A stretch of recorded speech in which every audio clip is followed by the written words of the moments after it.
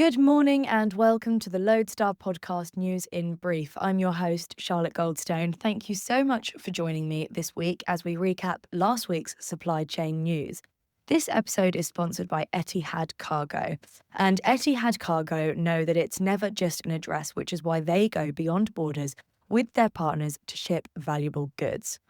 So to start this episode off, I need to say that last week was a very busy one.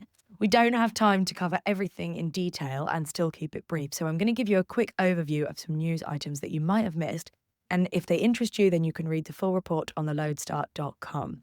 There was a ship fire aboard the Zodiac maritime-operated vessel Morning Midas that was carrying lots of electric vehicles that were most likely the cause of the fire. Colombo Port is seeing a drop in tonnage due to the trade restrictions from escalating tension between India and Pakistan. CMA CGM are eyeing a multi-billion euro investment program in Algeria. And Indian aviation authorities have claimed Turkish Airlines is guilty of multiple lapses in regulatory compliance. So, as I said, all the details of those stories and many more can be found on theloadstar.com. Now to get into the main part of the episode, I am joined by Loadstar publisher Alex Lennane to chat about last week's trip to Munich for Air Cargo Europe and Transport Logistics. So just briefly, Alex, what did you think of the event and what did you find out were the hot topics right now? Yeah, I spent most time in the forwarding halls actually this time. Well, I bounced between there and Air Cargo Europe, which, as you know, is completely the opposite end of the vast space. But in forwarding, there was quite a lot of chat about DSV shedding its customers. In fact, you can read more about that on Loadstar Premium this week, where we ran an article looking at how DHL and Kuehne+Nagel will fare. There was also a lot of chat about CargoWise and its TMS and its near monopolistic hold on the top forwarders. Bit of gossip there. And I had some really fascinating chats with veteran forwarders. I mean, to be honest, they were quite late night chats with much wine having been drunk. So they were quite interesting. It was about the industry, about being taken over by DSV. And it's worth watching the Loadstar for more on what it's like to be taken over by DSV. And it was really interesting to see how companies were marketing themselves. There were some brilliantly cheeky ads from forwarders who are not being taken over, promising stability. I saw loads of cool tech. That was really impressive. Weirdly, DSV stand actually was probably the simplest. I had a little look around and I couldn't see any particularly impressive tech being shown off. Really just a demonstration of a ball flowing down some tubes, which I suspect was meant to mimic the supply chain. But yeah, theirs was quite simple. Some stands were super friendly, others super unwelcoming. But most of all, what was so noticeable is the amount of money that is spent there. It's insane. I mean, really shocking. So I do hope it was worth it for everyone. Anyway, you can read my comment on it and all the forwarder gossip on the Loadstar. Oh, I should also mention that I was on a panel on green hushing with Renus Logistics, Finnair and Handler Sats, organised by Meantime Communications. And it was really interesting. We gave away tips on how you get news into publications, and they talked about how difficult it was to be good environmentally, frankly, in the air cargo business. But this was your first time in Munich, Charlotte. What did you think of it? How are your feet now? And what was your step count in the end? Oh my goodness, it was an exhausting event. I think my total step count in the end was about 60,000 steps, which I worked out was the equivalent of roughly walking a marathon. Maybe I should have tried to get a sponsor for that. But yeah, a very busy few days, lots of interviews. So nice to meet so many new people, but I can definitely see why it's a once every 2 years type of event. Yeah, definitely. Airlines seem very keen to expand in pharma, high-tech and perishables, and were quite keen to get the message out that they are not focused on e-commerce. South America and Europe seem to be the markets that are seeing increased demand, and air carriers also seem to be quite bullish about volumes for the second half of the year too. On the ocean side, Gemini is still maintaining its reliability, and Hapag-Lloyd expects that in the second half of the year there's going to be less growth than in the first half. I spoke to Rolf Haben-Jensen, their CEO, and he did say that the real reliable indicators that we have for that demand are very, very few. It's interesting because he also said that everybody predicts that volumes are going to fall off a cliff. He said that he's heard that prediction for 5 years and it's never happened. I saw a picture of you with thumbs up with Rolf Haben-Jensen. That was very cool. Is he nice? He's a lovely guy. Yeah, I was having this conversation with Gav. He seems to kind of stick out from the other ocean carrier CEOs. He's very personable. More approachable. Yeah, he's very happy to talk to the media, which is very nice. It was quite nice, wasn't it, to find out who's approachable and who's friendly and who's not. I'm now joined by Gavin van Marle to talk a bit more about the demand on the ocean side. And Gav, you reported that carriers are still pushing capacity into the Trans-Pacific. Can you talk a bit more about this, please? Well, yeah, there's quite a lot to unpick here, Charlotte. But basically, the bottom line is that all the capacity withdrawals that carriers made after the tariffs were announced and bookings dropped have been completely reversed. And then some. I mean, June and July, according to carrier schedules and the analysis by EC, are at the moment looking like record-breaking months in terms of capacity. The question is whether that capacity will actually continue to be provided as we move into June and July. Well, certainly for June, now that we're here, it's certainly looking like it's going to be a record-breaking month. Whether that continues into July, certainly the forward schedules would suggest that it will do, but whether it actually does is a different question because the current 90-day pause on the tariffs come to an end on 9th of July. Now, if he suddenly decides to put the tariffs back at where they were on April the 2nd, then I think you're likely to see all that capacity withdrawn as quickly as it's being returned. Container Trade Statistics released its numbers at the end of last week for April volumes. So this was the first chance we really got to see how the tariffs actually affected shipments. And my God, was it a chaotic picture. I was there for hours scratching my head. But the bottom line again is that overall imports into the US, this is on all the trades, not just the Trans-Pacific, everything declined 11.5% compared to April 2024. CTS said that 10% of that, not 10% of 11.5%, but 10% of that decline, it attributed to the tariffs. And it was worth trying to just recall, because it's easy to forget how many twists and turns this story has had, but it's probably worth remembering the exact timeline on this. So the tariffs Liberation Day, so-called Liberation Day, was the 2nd of April. The tariffs came into force on the 5th of April. Bookings out of Asia were said to be down 30 to 50% in the immediate aftermath of that.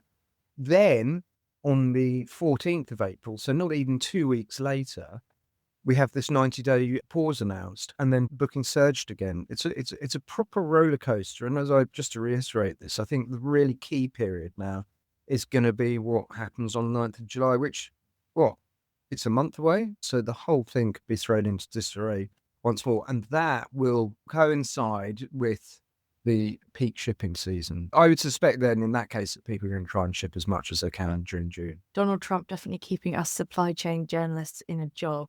But all of that capacity being injected into the Trans-Pacific market led to reports that carriers were on the hunt for tonnage on the charter market. However, consultancy MB Shipbrokers said that while ship owners want to lock operators in for long periods, the liners are not willing to commit beyond 2 to 3 months, fearing that the Trump administration could reinstate the hefty tariffs on Chinese imports.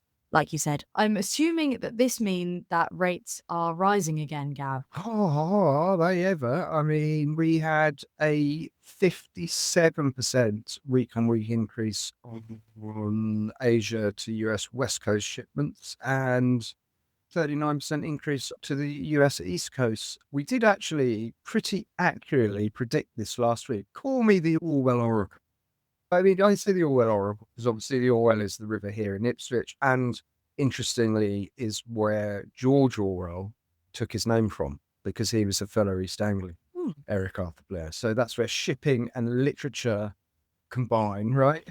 What we said this time last week was that we noted that while there were sort of gentle double-digit rises on the Trans-Pacific, and this is according to the World Container Index, the Shanghai Containerized Freight Index, the SCFI, was showing a 58% increase, right? And that's what's happened this week. Further underlining this trend that we've noticed, we've talked about it over the past few months on this podcast, that there does seem to be a strong correlation between what the SCFI says one week and what the WCI shows the other week. We've talked previously as to why this might be the case.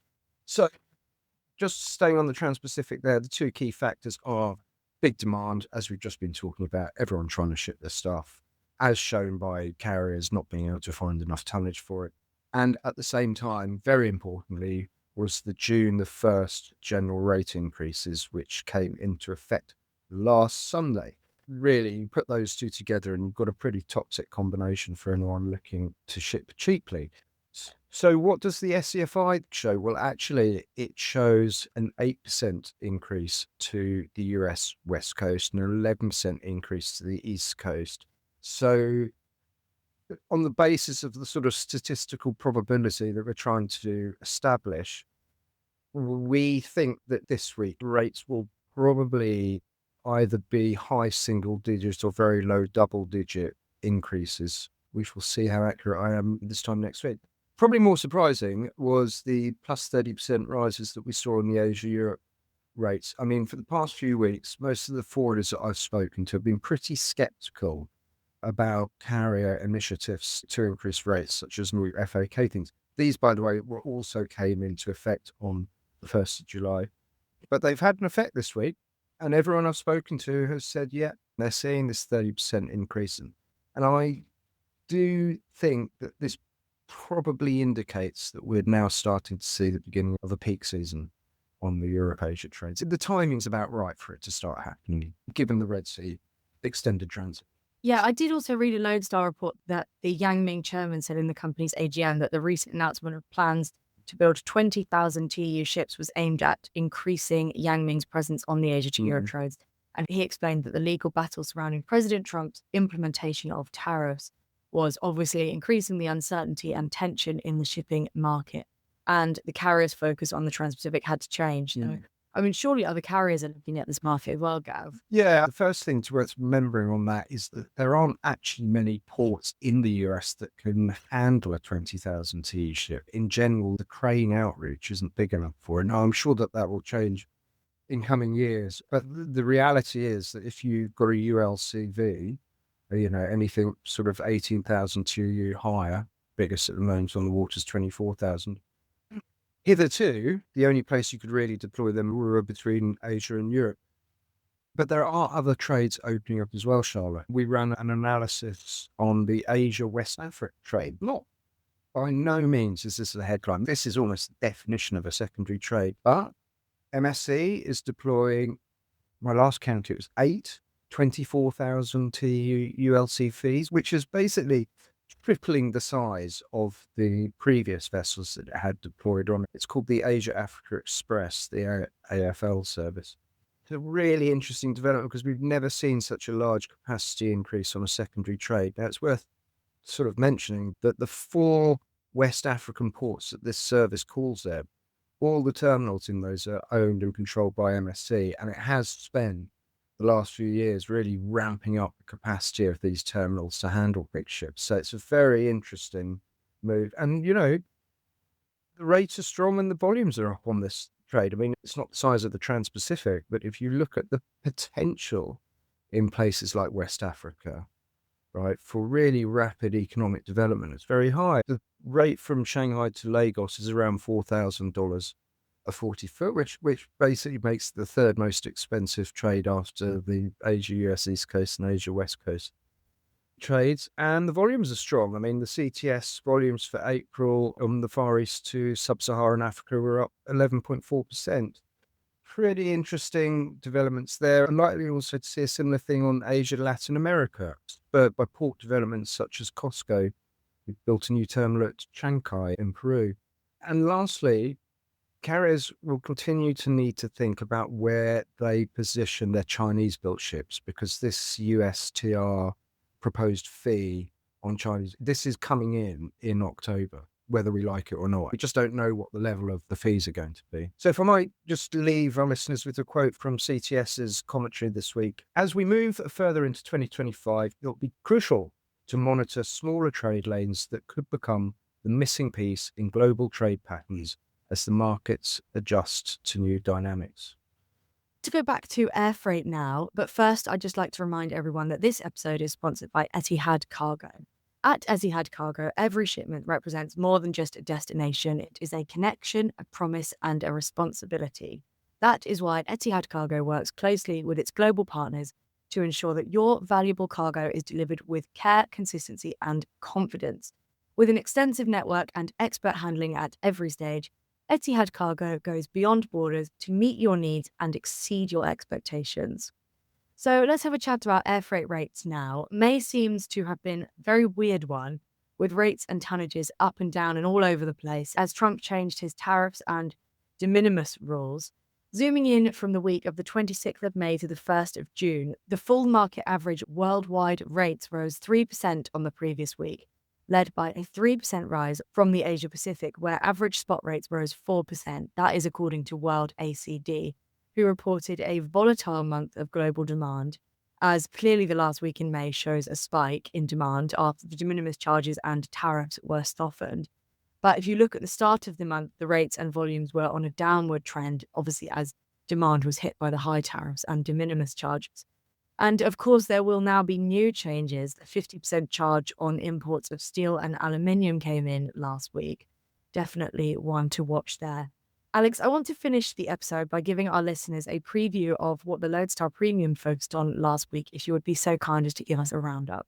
Yeah, sure. We ran an exclusive story on some big management changes at CH Robinson, plus an analysis of Scan Global, which I have to say, it did come up quite a lot in my chats at Munich, particularly at Scan Global Logistics' brilliant party, for which I thank them. But yes, it had been raised. And there was analysis of Prologis and of the electric vehicle market and main freight, which, and I quote, was once a gem, then on the grill, now being served as a cold dish. So plenty to get stuck into there anyway. Thanks, Alex. Thanks, Charlotte.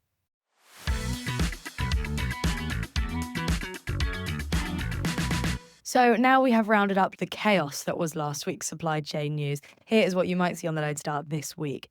Well, we still have lots more insight to come from Transport, Logistic and Air Cargo Europe. Interviews from Nippon Express, Hapag-Lloyd, Maersk, Daxa, Flexport, and many more. There is a Drury webinar on MSC's Hutchison Ports acquisition on Thursday, so we will be attending that and we will have a report there for you.